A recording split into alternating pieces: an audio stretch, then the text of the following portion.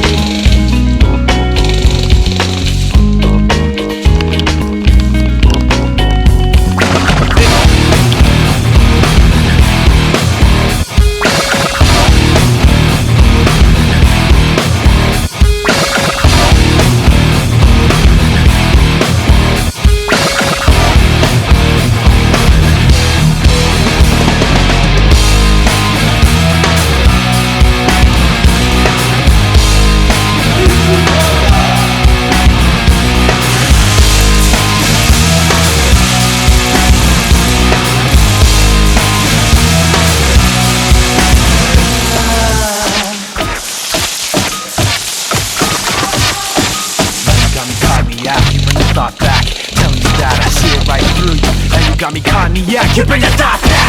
Telling you that I see it right through you. Now you got me cognac, you bring the thought back. Telling you that I see it right through you. Now you got me cognac, you bring the thought back. Telling you that I see it right through you. Now you got me cognac, you bring the thought back. Telling you that I see it right through you. Now you got me cognac, you bring the thought back. Telling you that I see it right through you. Now you got me cognac, you bring the thought back. Telling you that I see it right through you.